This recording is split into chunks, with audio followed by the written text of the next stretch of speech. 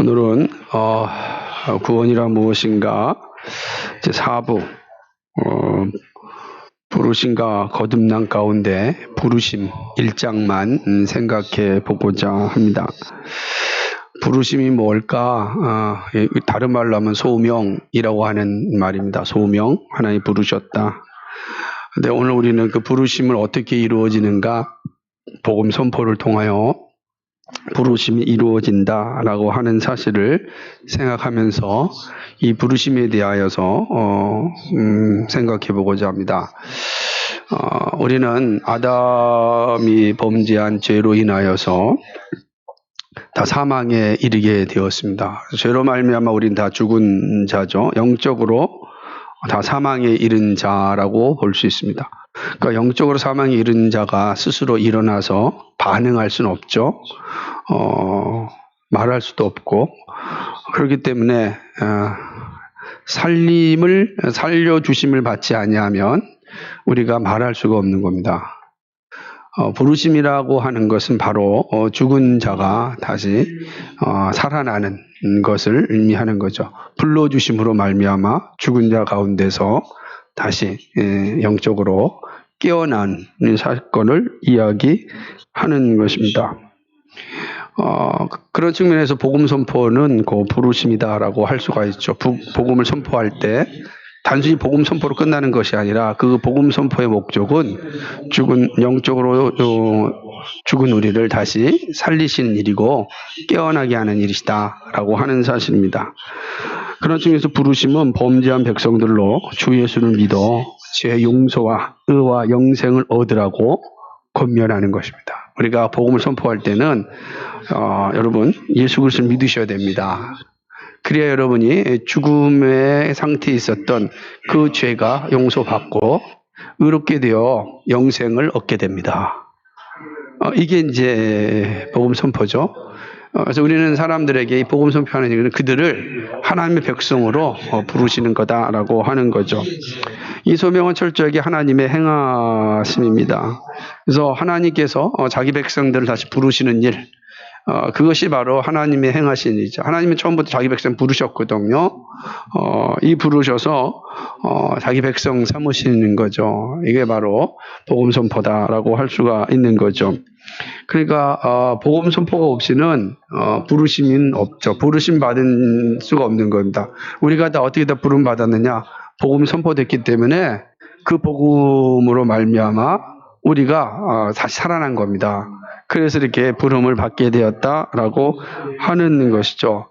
이 사실을 어디서 볼 수 있냐면 하나님 첫사람 아담을 창조하신 이후에 그를 통하여서 창조 경륜을 이루시기를 원하셨습니다. 하지만 첫사람 아담은 범죄하였습니다.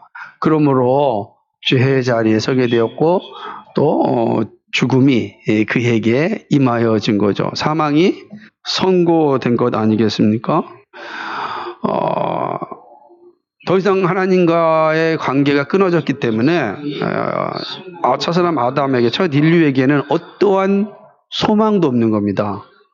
그냥 그 자체로 이제 분리된 상태니까 영원한 이제 그 죽음 가운데 있게 된 것이죠. 근데 그 시점에 하나님께서 아담을 부르십니다. 창세기 3장 9절을 보니까 여호와 하나님이 아담을 부르시며 그에게 이르시되 내가 어디 있느냐라고 아담을 부르시는 거죠. 지금 이거는 아담이 어떤 상태? 범죄한 상태예요. 선악과를 먹지 말라는데 먹어서 범죄한 상태입니다. 사망이 선고된 상태입니다. 그 사망이 선고된 상태인 이 아담을 향하여서 하나님이 부르시는 겁니다. 네가 어디 있느냐라고 부르시는 거죠. 그러니까 이 부르심은 하나님 행하시는 일이고 하나님이 자기 백성을 다시 삼으시고자 하시는 부르심이다라고 하는 것입니다. 그리고 오늘 우리가 읽은 말씀처럼 예수 그리스도께서 구속받은 백성들과 함께 하시고 하여 부르십니다. 수고하고 무거운 짐지자들아 다 내게로 오라 라고 부르시는 거예요. 다 내게로 오라. 내가 너희를 쉬게 하리라. 나는 마음이 온유하고 겸손하니 나의 멍에를 베고 내게 배우라. 그러면 너희 마음이 쉼을 얻으리니 라고 말씀합니다. 그러니까 이게 부르심은 철저하게 하나님 편에서 이루어지는 거죠. 우리가 하나님을 부를 수가 없어요. 이미 잠자는 자들로서 우리는 하나님을 향하여 불러달라고 말할 수가 없는 겁니다. 불가능한 일이죠. 불가능한 일이에요. 오직 하나님이 부르셔야만 우리가 반응할 수가 있는 것이죠. 근데 그 부르심이 어떻게 이루어지는가? 복음 선포를 통해서 이루어진다라는 사실입니다. 근데 이 부르심은 보편적인 부르심이다라고 하는 사실입니다. 뭐 특별하게 어떤 사람 지정해서 부르시는 것이 아니라 온 우주를 향하여서 하나님께서 부르시는 행위이시다라고 하는 거죠. 아담의 후손인 전 인류를 향하여 하나님의 아들의 이름과 그의 복음으로 하나님의 백성으로 돌아오라라는 부르심입니다. 그래서 모든 사람을 향하여, 모든 인류를 향하여서 하나님 부르시는 거 돌아오라. 그러니까 자기 전도자를 보내서 하신 일도 뭐죠? 돌아오라라고 하는 겁니다. 그건 이 부르심은 철저히 보편적인 거예요. 보편적인 겁니다. 다시 살펴보겠지만, 그러나 그 가운데 유효적 부르심이 있지만, 그러나 이 부르심은 온 인류를 향하여 선포하는 것입니다. 그래서 우리는 땅끝까지 이르러 주 예수의 이름을 선포하는 거죠. 그것이 바로 보편적인 부르심이다라고 할 수 있는 것이죠. 그래서 예수님의 이 부르심은 전 우주가, 땅에 있는 모든 인류가 다 들어야 되는 겁니다. 다 들어야 돼요. 온 땅 가운데 이 복된 소식이 증거되어야 되는 겁니다. 그게 하나님의 경륜이시죠. 그것이 바로 하나님께서 자기 백성을 삼으시고자 하시는 계획이다라고 하는 것입니다. 그런데 놀라운 사실은요, 이렇게 복음이 선포될 때 이 자연적인 반응이 참 재밌습니다. 여러분, 복된 소식이잖아요. 즐겁고 복된 소식이 증거되어지면 그러면 기쁘고 즐겁게 받아야 되지 않겠습니까? 그런데 복음이 선포될 때 자연적인 반응은 그 복음에 대해서 거부한다는 것입니다. 복음 선포를 들은 자들은 언약을 파기한 자의 후손들입니다. 그래서 이 언약 파기에 대한 죄책의식 때문에 이 부름을 거부하는 거예요. 그래서 우리가 이 복된 소식을 딱 전하면 모든 사람들이 무릎을 꿇고 그렇습니다 라고 나올 것 같은데 그러지 않아요. 다 그러지 않다. 이미 그들은 하나님과의 맺은 언약을 파기한 자들의 후손들이기 때문에 늘 두려워하는 것이죠. 그 의식이 싫어하는 거죠. 문제는 이런 거부 감정만 있을 것으로 끝나지 않고 오히려 적대 감정까지 갖게 됩니다. 그래서 예수 믿으라 그러면 너만 믿어. 처음에 이렇게 얘기합니다. 야, 그러지 얼마나 좋은 건데 정말 우리의 구원의 복된 소식인데 그러면 그만해 그러죠. 그 다음에 그래도 아니야 이게 정말 소중한 거야 그러면 그 다음에는 그만해 말로서 끝나지 않고 이제 때로는 폭행도 하는 것이죠. 이게 그걸 우리를 다른 말로 하면 핍박이라 이런 거죠. 적대 감정이 강해지면은 핍박이 주로 어떻게 된다라고 하는 것이죠. 모든 사람이 아는 겁니다. 이 복음을 받아들이면, 복음을 들으면 이게 누구로부터 온지 아는 거예요. 모든 인류는 이게 하나님부터 왔다, 이게 하나님 백성 되는 것이다 라고 알게 됩니다. 그런데 그들은 하나님 백성 되기를 거부한 거잖아요. 그러니까 하나님 백성을 거부한 이 인류는 하나님 백성 되는 복음을 들으면 당연히 거부하는 거죠. 충돌하는 겁니다. 나는 하나님 백성 되기를 거부하고 하나님처럼 살고자 하는데 왜 너는 자꾸만 나에게 하나님의 백성이 되려고 하느냐 라고 하는 거예요. 그러니까 화가 나는 거죠. 화가 날 뿐만 아니라 적대적인 감정까지 갖게 되는 거죠. 이것이 강해지면 어떻게 되겠어요?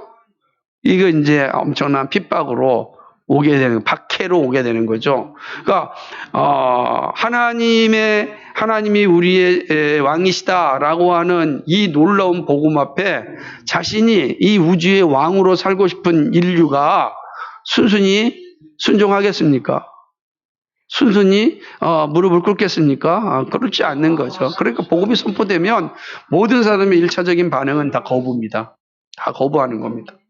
그래 있죠. 그래서 복음을 전하는 사람들만 아니라 복음을 가지고 사는 사람들까지도 미워합니다. 그래서 정말 자연적인 반응은 계속해서 우리 꼬투리를 잡아서 복음을 전하지 못하게 하는 것이고 복음을 자기 안에게만 가지고 있도록 요구합니다. 너만 가져. 특별히 우리처럼 이 포스트 모던 사회에서는 답을 주는 걸 정말 싫어하거든요. 성경은 답이잖아요. 주 예수를 믿으라. 그리하면 너와 내 집이 구원을 얻는다. 명확하잖아요. 너무 명확한 명제. 믿으면 구원 받는 거예요. 그런데 우리 시대는 그 답을 싫어하는 거예요. 믿어라. 오케이. 너도 믿고 나도 믿고 다 같이 믿자. 결과는 몰라. 결과는 우리 얘기하지 말자. 이게 우리 시대의 모습이에요. 그러니까 네가 믿는 거, 내가 믿는 거, 다 믿는 거, 믿는 것으로 그냥 그만하잖아요. 그러니까 믿는 것으로 그냥 서로 소통하는 겁니다. 그래서 좋은 믿음이네. 그래? 그러니까 예를 들면 이제 우리식으로 얘기한다면은 종교에 대한 이해를 가질 때도 그렇게 하는 거죠. 저를 믿어? 그렇구나. 이슬람 믿어? 그렇구나. 얘기하는 거죠. 산신령을 믿어? 그래? 믿어? 끝나는 거예요. 나는 예수님 믿어. 그럼 뭐야? 동급이 되는 거예요. 다 우리는 예수님과 산신령과 모두가 이제 하나의 동급이 되는 거예요. 만약에 여기에서 참신이 하나님이다. 그러면 이제 싸움이 일어나는 거죠. 용납하지 못하는 거예요. 그리고 참신을 알고자 하는 마음도 없어요.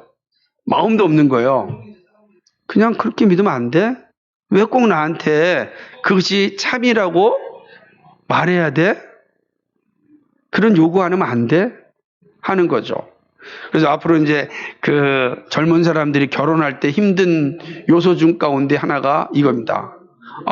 이제 많은 사람들이 점점점 교회 안에도 믿는 형제와 자매들이 숫자가 적잖아요. 그러니까 사실은 안에서 만나는 게 최고의 복인데 아직까지도 영적으로 깨어나지 못하니까 안에서 잘 못 만나고 있고 자꾸만 밖에 눈을 보는데 눈을 들어 밖을 봐봤자 아무 소망이 없어요. 그러니까 어떻게 되냐면 눈을 들어 밖을 보니까 좋은 사람 많이 보여요. 스펙도 괜찮고, 얼굴도 괜찮고, 가정도 괜찮아요. 근데 예수님 믿지 않죠. 옛날에는 그런 사람들과 관계도 잘 맺지 않았는데 요즘은 바뀌었어요. 뭐냐면 그런 사람들이 적극적으로 와서 그럽니다. 그래도 교회 다닌 사람들이 좀 착하지 않을까? 이런 생각을 갖는 거예요. 그래가지고 접근해서 서로 이제 관계를 맺으면서 타협을 합니다. 상대방을 향하여서 교회 다니는 거 인정한다. 그러나 나한테 다니라는 말을 하지 말자. 계약서를 씁니다. 두 번째 계약서는 뭐냐면 아이들이 스스로 원해서 가는 것은 괜찮지만 강요해서는 안 된다. 계약서 씁니다. 세 번째는 매주일 엄마 따라 엄마가 먼저 나온지 모르겠지만 어쨌든 간에 누구 따라 가지만 그러나 내가 주일에 무슨 캠핑이라든지 좋은 계획이 있다 그러면은 내 의견을 한 번쯤은 들어줘야 된다. 다 계약을 맺는 겁니다.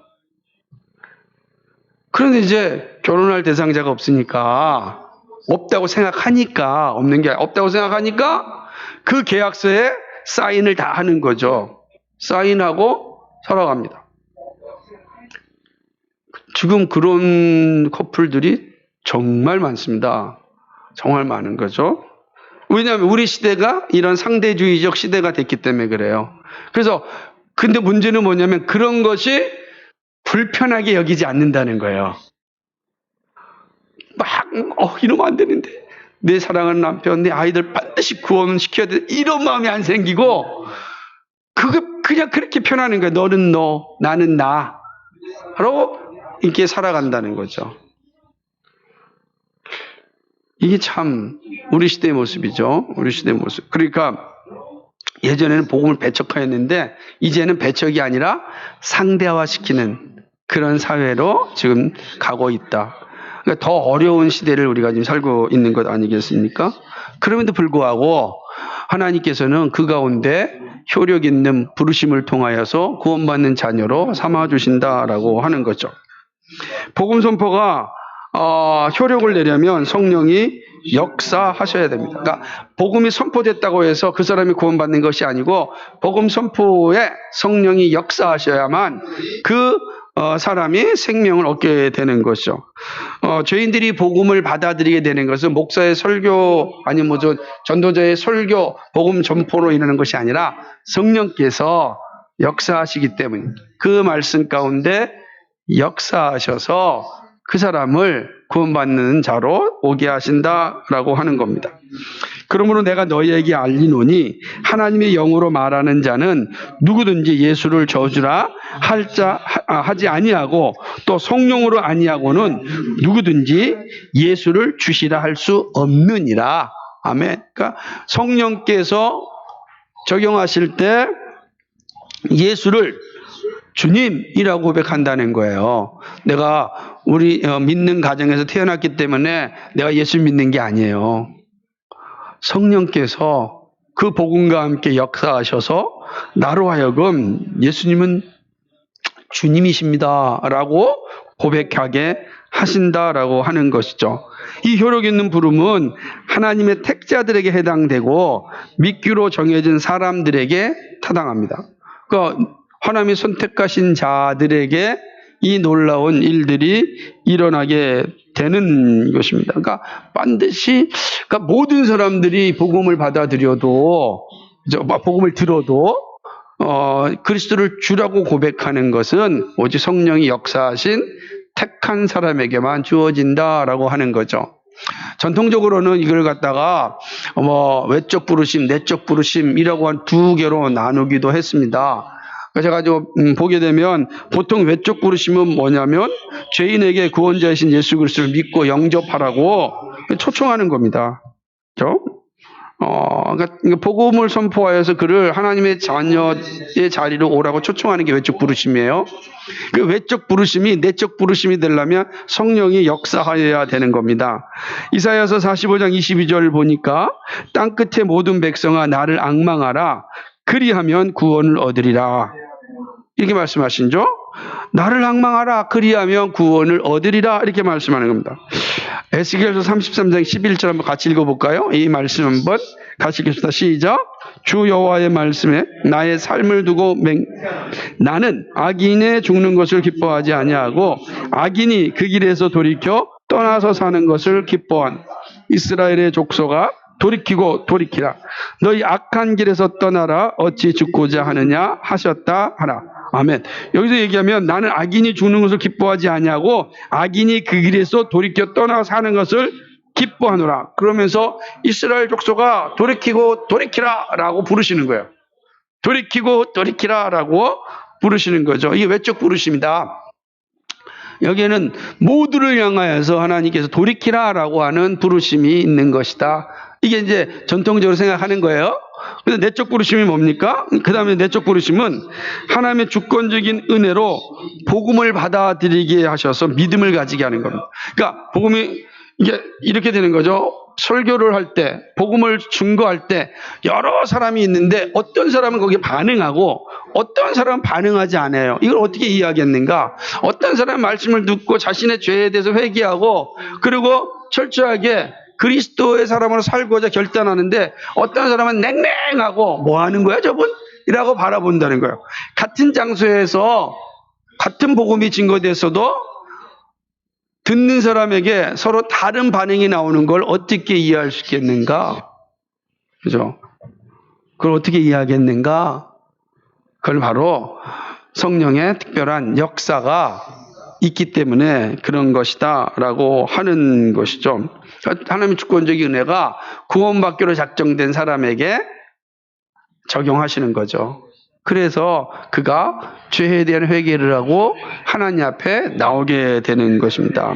로마서 8장 30절에 보니까 또 미리 정하신 그들을 또한 부르시고 부르신 그들을 또한 의롭다 하시고 의롭다 하신 그들을 또 영화롭게 하셨느니라. 정하신 자들을 부르신 거예요. 하나님이 작정한 사람이 누군지 모르죠. 근데 하나님이 작정하신 거예요. 이건 하나님 편에서 이루어진 일이에요. 근데 하나님께 작정하신 자를 부릅니다. 뭘 통해서? 복음 선포를 통해서 부르신다라고 하는 거죠. 부르신 자들에게 의롭다 하시는 거예요. 물론 이제 의롭다 하시기 전에 생명이 있는 거듭남이 있겠지만 거듭난 다음에 의롭담이 있지만 하나님께서 그렇게 하신다라고 하는 것이죠. 사도행전 13장 48절에 보니까 이방인들이 듣고 기뻐하여 하나님의 말씀을 찬송하며 영생을 주기로 작정된 자는 다 믿더라. 그러니까 영생을 주기로 작정된 자들은 어디에 있든지 다 믿게 됩니다. 하나님의 은혜죠. 근데 하나님의 부르시면 후회가 있을까요? 하나님의 부르심 후회가 없다. 로마서 11장 29절에 하나님의 은사와 부르시면 후회하심이 없다. 그러니까 하나님이 부르신 자들, 오늘 이렇게 믿음의 자리로 앉혀놓은 사람들은 하나님 후회하지 없는 거예요. 그 사람이 세상적인 관점에서 볼 때의 모습과 아무 관계없이 하나님 부르셨다는 그 자체는 후회하심이 없는 거예요. 후회함이 없는 거죠. 아무 후회함이 없어요. 이게 위대한 겁니다. 우리, 그죠? 안 그러겠습니까? 여러분이, 만약에 이제 멋진 사업체를 한다 그러면은 전 세계에서 가장 잘생긴 사람, 예쁜 사람, 건강한 사람, 머리가 탁월한 사람들만 다, 모이게 할 거 아니겠어요? 그러고 싶은 마음이 있을 거 아니에요? 그 사람들도 그 대단하다 느끼겠죠. 제가 왜 이렇게 얘기하냐면, 이제 우리나라도 그 비혼주의자들의 그 아이 낳는 거를 논의해 보겠다 그러잖아요. 네? 무슨 말입니까? 정자은행, 난자은행을 설립해서 돈 주고 사가지고서 이제 하겠다는 거 아니에요. 근데 예전에 제가 20년 전에 읽었던 책 가운데 하나가 뭐냐면, 아주 정자은행에 대한 그런 책이었는데, 당시에 미국의 가장 하버드생들의 정자를 가지고서 파는 거예요. 이게 예를 들어 이제 정자가 순서가 쫙 먹여지게 돼 있죠. 이게 무슨 IQ 150짜리 아니 무슨 하버드생 이렇게 해가지고 정해져서 액수가 매겨지는 거 아니겠어요?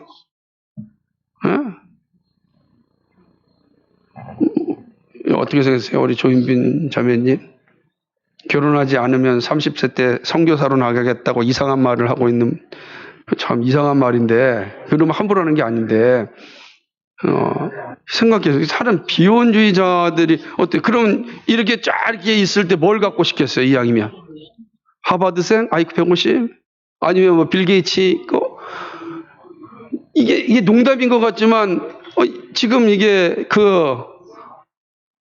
일본 여성이 그래가지고 TV에 나오고 그러잖아요.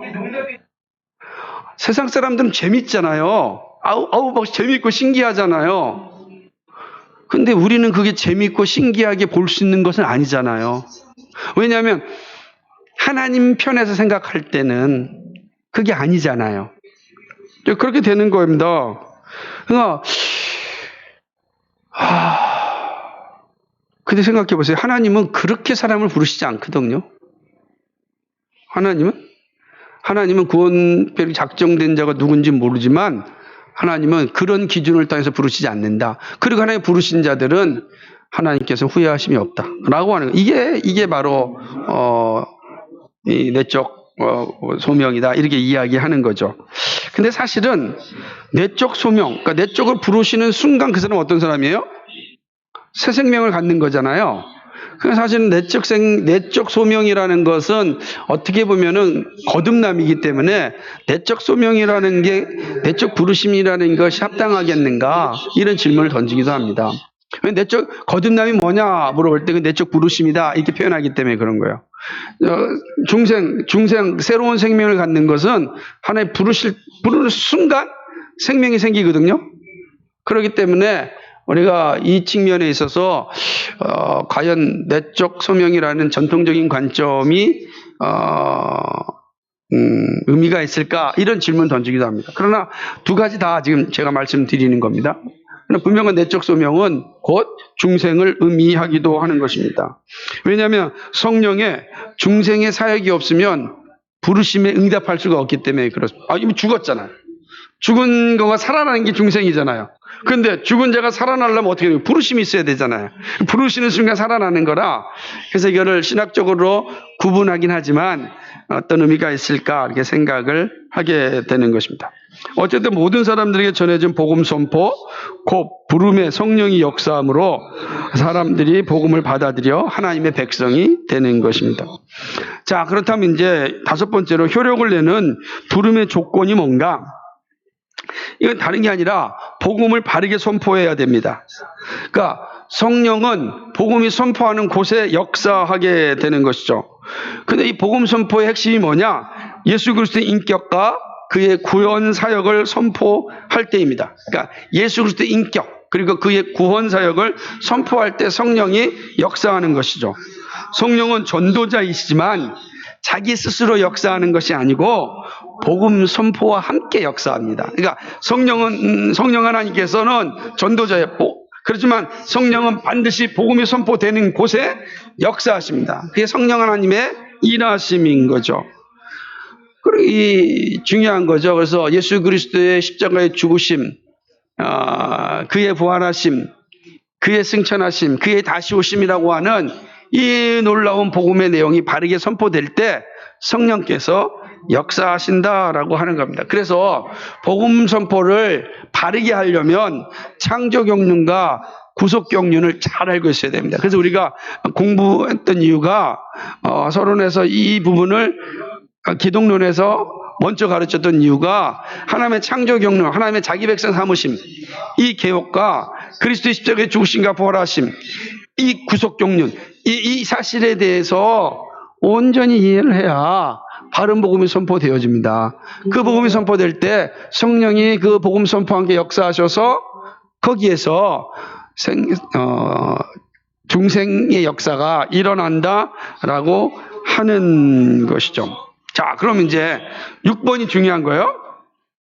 6번을 제가 이제 쭉 설명을 했는데 이걸 한번 잘 보셔서 우리가 어떻게 해야 될 건가 하는 거예요. 이 전도, 부름의 요소인데요.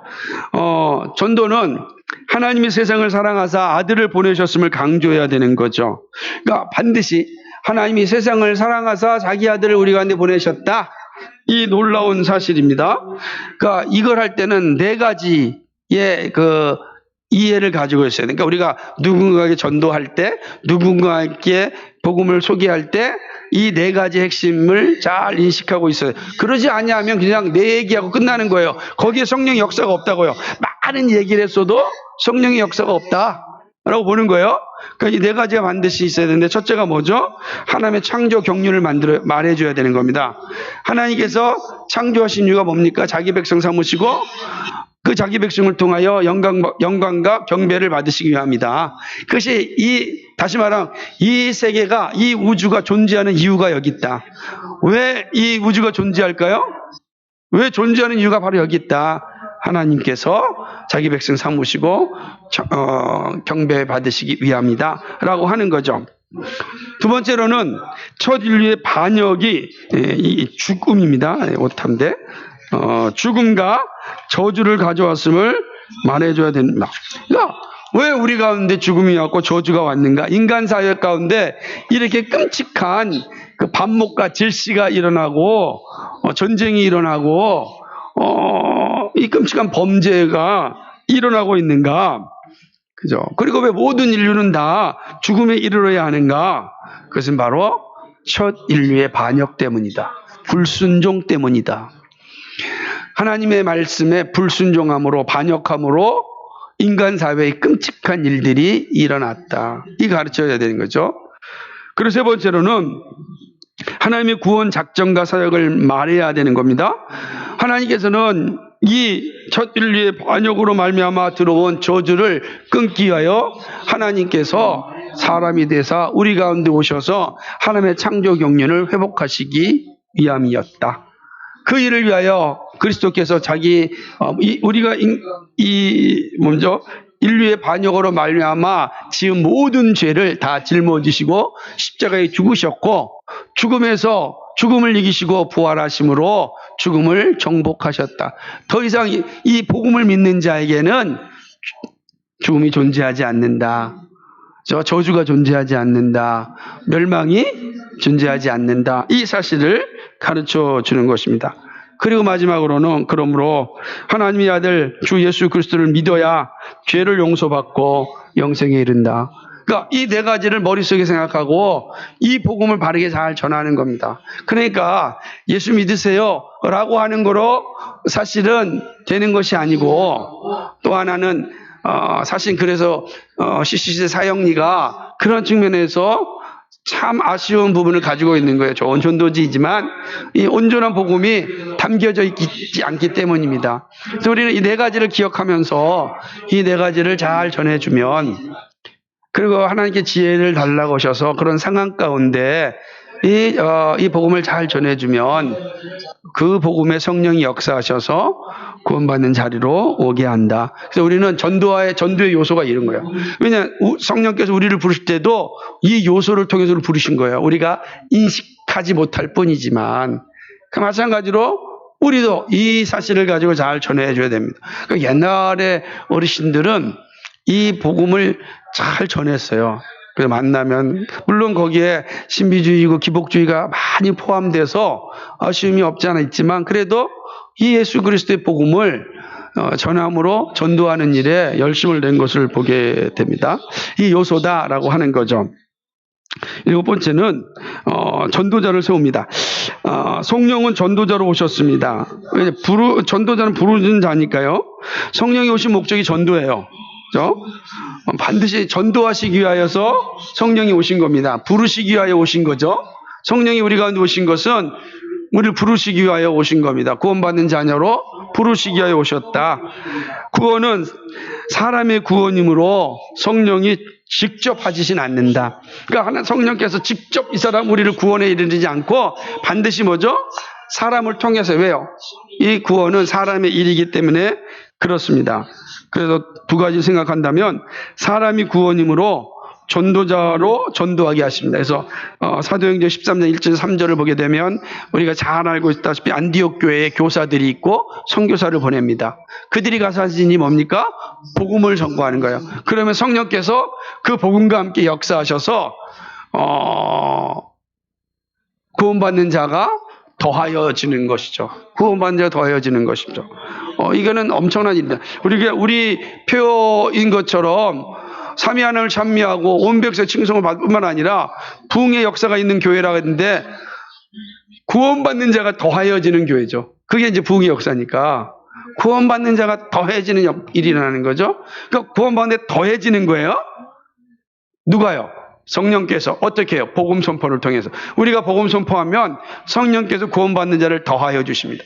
그것이 지난한 시간이 필요하겠지만 이렇게 이루어지는 겁니다. 그래서 우리가 믿지 않는 우리의 가족들에게 복음을 전할 때 이 내용, 이 네 가지를 잘 가지고서 새롭게 전하는 겁니다. 새롭게.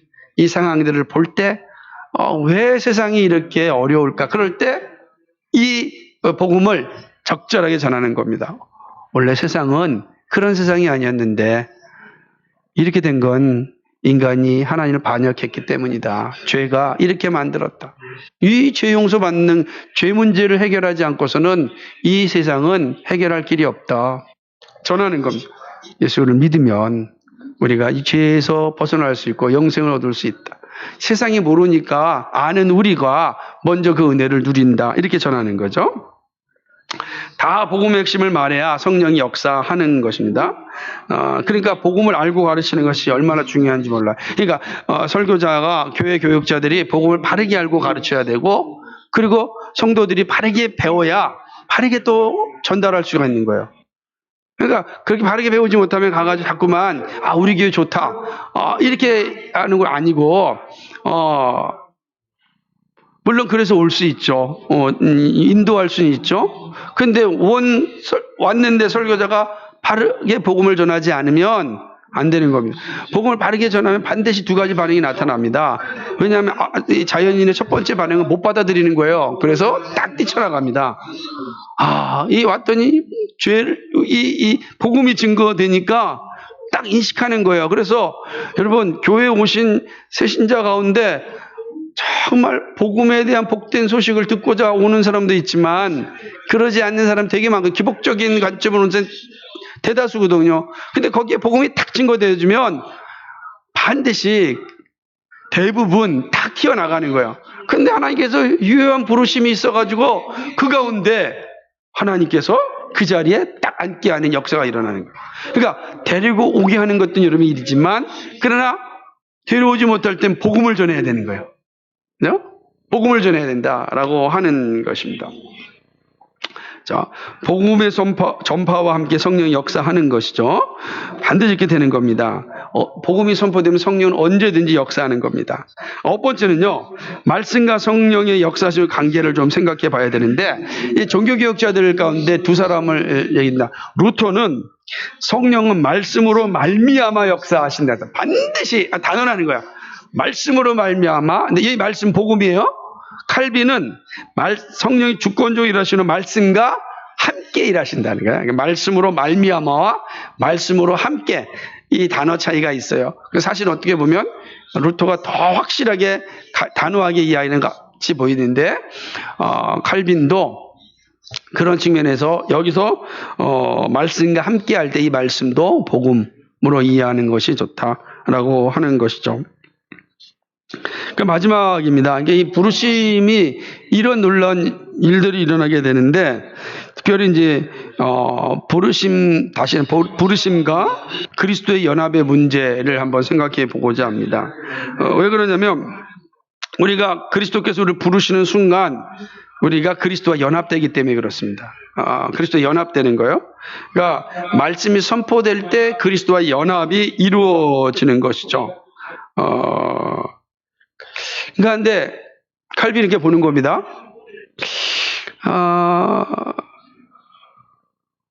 근데 이것이 뭐 조금 생각해 볼 때는, 말씀이 딱 선포되는 순간 연합이 이루어지는가? 여기에 이제 다른 생각을 하는 건데, 칼빈은 생각해 보는 거예요. 그러나 그 말씀이 선포될 때 연합되는 건지, 아니면 그 말씀을 받은 우리가 믿음으로 고백할 때 그리스도 연합이 이루어지는 것인지, 여러분 어떻게 생각합니까? 칼빈은 이제 그렇게 말씀이 선포되면 무조건 복음이 선포될 때 그리스도의 연합이 일어난다라고 보지만, 그러나 또 한편으로는 이 믿음의 고백이 있을 때 그리스도의 연합이 이루어진다. 이 두 가지 관점이 있어요. 저는 뭐 두 가지가 다 의미심장하지만, 좀 더 우리가 실질적으로 이해할 수 있는 것은 복음을 듣고 우리가 믿음을 고백할 때 그리스도의 연합이 이루어지는 것이 아닌가, 이 생각해 봅니다. 그래서 우리는 어쨌든 말씀이 우리 안에서 들어와서 성령의 역사함으로 말미암아 믿음 고백이 나오면, 그때 우리는 그리스도의 연합이 되어지죠. 그리스도의 연합되었다? 이거 어마어마하게 중요한 거죠. 이제는 하나님의 자녀가 되었음을 의미하기 때문에 그렇습니다. 그래서 우리의 구원에 있어서 가장 중요한 것은 바로 그리스도의 부르심, 하나님의 부르심이다. 그 부르심은 복음 전파, 복음 선포를 통하여서 성령의 역사하심으로 이루어지는 것이다. 그래서 죽은 자가 다시 살아난다. 이것이 처음 우리가 구원에 이르는 첫 번째 길이라 할 수가 있습니다. 이 소명에 대한 이해입니다. 이제 우리 이제 이렇게 해서 부르심을 받아서 오늘 이 자리에 있게 된 겁니다. 오늘 여기까지입니다.